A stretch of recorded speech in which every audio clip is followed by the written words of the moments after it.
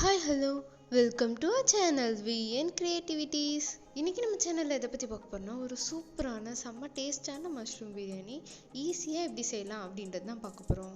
நான் சொல்கிற மாதிரி மட்டும் மசாலா அரைச்சி நீங்கள் இந்த பிரியாணி செஞ்சு பாருங்கள், வேலையும் ரொம்ப ஈஸியாக முடிஞ்சிடும் அண்ட் டேஸ்ட்டும் செம்மையாக இருக்குங்க. இதுக்கு சைடிஷாக வந்துட்டு நான் வந்து ஆனியன் பச்சடி அண்ட் ஆனியன் 65 தான் பண்ணியிருந்தேன். இதை பார்த்துட்டு நீங்கள் பஜ்ஜின்னு நினைக்கலாம், நான் பஜ்ஜி இல்லை, ஆனியன் 65. யூஸ்வலாக நான் வந்து மஷ்ரூம் பிரியாணி ஆர் வெஜ் பிரியாணிக்கு வந்து கோபி 65 தான் பண்ணுவேன். ஆனால் அன்றைக்கி எங்கள் வீட்டில் காலிஃப்ளவர் இல்லை அப்படின்றதுனால நான் வந்து ஆனியன் போட்டு ஆனியன் 65 பண்ணேன். ஆனியனில் 65 அப்படின்னு நீங்கள் நிறைய பேர் நினைக்கலாம், ஆனால் நிஜமாக சொல்கிறேங்க, இது செஞ்சு சாப்பிட்டு பாருங்கள், அவ்வளோ டேஸ்ட்டாக இருக்கும். அதுக்கப்புறம் நீங்கள் அடிக்கடி செய்வீங்க. ஓகே, இப்போ மஷ்ரூம் பிரியாணி எப்படி பண்ணுறதுன்னு பார்க்கறதுக்கு முன்னாடி இப்போ தான் நீங்கள் நம்ம சேனல் ஃபஸ்ட் டைம் பார்க்குறீங்கன்னா மறக்காம சப்ஸ்கிரைப் பண்ணிடுங்க, கூட அந்த பெல் ஐக்கனை கிளிக் பண்ணிடுங்க, அப்போ தான் போட்ட வீடியோஸ் நோட்டிஃபிகேஷன் வரும்.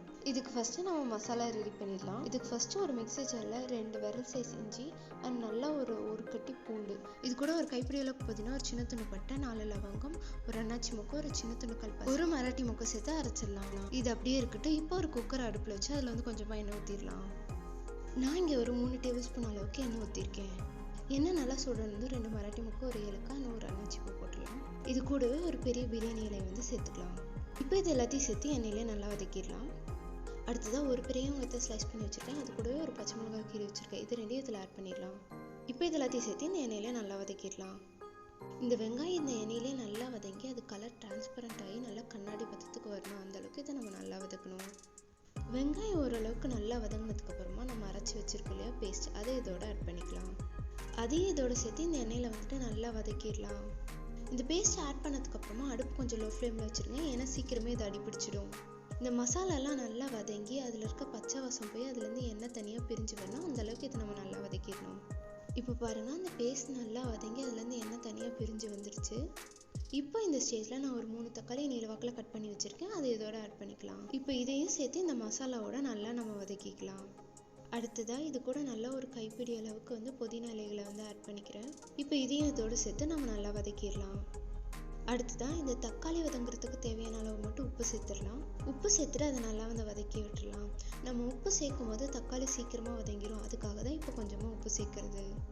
பிரியாணிக்கு முடிஞ்ச வரலாம் நல்லா பழுத்த தக்காளி எடுத்துக்கோங்க, அப்போ தான் அது நல்லா டேஸ்ட் கொடுக்கும். அடுத்ததாக இது கூட 1/4 டீஸ்பூன் மஞ்சள் தூள், 1/2 டீஸ்பூன் மிளகாய் தூள் and 1 teaspoon garam masala add பண்ணி அதை நல்லா வதக்கிடலாம். இந்த மசாலா பொருள்லாம் நல்லா வந்து மிக்ஸ் ஆகிற மாதிரி அதை நல்லா நம்ம வந்து வதக்கி விட்டுடலாம். அந்த மசாலாவோடு சேர்ந்து அந்த தக்காளியும் நல்லா வந்து மேஷ் ஆகிற அளவுக்கு அதை நம்ம நல்லா வதக்கிடலாம். இப்போ பாருங்கள், தக்காளி ஓரளவுக்கு நல்லா வந்துருச்சு. இந்த ஸ்டேஜில் நான் 2 டேபிள் ஸ்பூன் அளவுக்கு வந்து தயிர் ஆட் பண்ணிக்கிறேன். நம்ம தயிர் ஆட் பண்ணும்போது அது நல்லா டேஸ்ட்டும் கொடுக்கும் அண்ட் அடிப்பிடிக்காமையும் இருக்கும். தயிர் ஆட் பண்ணிட்டு நல்லா வந்து மிக்ஸ் பண்ணி விட்டுலாம். எங்கேயுமே கட்டியாக இல்லாத மாதிரி நல்லா வந்து அதை மிக்ஸ் பண்ணி விட்டுலாம். இப்போ பாருங்கள், தக்காளி ஃபுல்லாக நல்லா மேஷ் ஆயிடுச்சு அண்ட் மசாலாவும் சூப்பராக இருக்குது. இதோட பச்சை வாசல்லாம் போயிட்டு எண்ணெய் நல்லா பிரிஞ்சு வந்துருச்சு. இப்போ இந்த ஸ்டேஜில் நான் ஒரு 200 கிராம் காளானை க்ளீன் பண்ணி கட் பண்ணி வச்சுருக்கேன், இதை இதோட ஆட் பண்ணிக்கலாம். ஆட் பண்ணிட்டு அதை இந்த மசாலாவோட ஒரு 2லேருந்து 3 நிமிஷம் வந்து நல்லா வதக்கிடலாம். இப்போ நீங்கள் வந்துட்டு அடுப்பை வந்து ஹை ஃப்ளேமில் வச்சுக்கலாம்.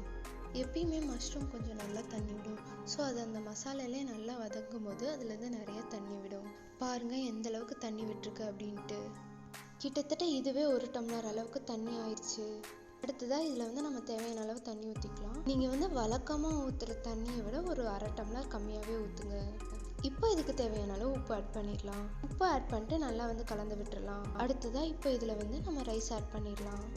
நான் இங்கே வந்து நார்மலாக சாப்பாட்டுக்கு யூஸ் பண்ணுற பொன்னி அரிசி தான் யூஸ் பண்ணுறேன். இதுக்கு வந்து 1க்கு நான் 2 டம்ளர் ஊற்றுவேன்.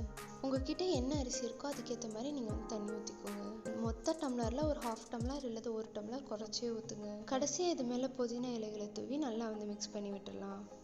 இப்போ இதை மூடி போட்டு 3 விசில் விட்டு எடுத்துடலாம்.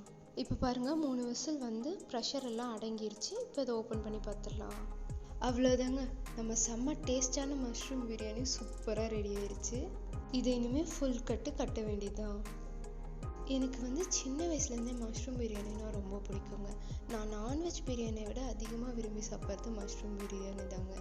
என்ன மாதிரி யார் யாருக்கெல்லாம் நான்வெஜ் பிரியாணியோட மஷ்ரூம் பிரியாணி ரொம்ப பிடிக்கும் அப்படின்றத எனக்கு கமெண்ட்டில் சொல்லுங்கள். சின்ன வயசில் நான் எங்கள் அம்மாவை வந்து டார்ச்சர் பண்ணியிருக்கேன், எனக்கு வந்து மஷ்ரூம் பிரியாணி செஞ்சு கொடுன்ட்டு.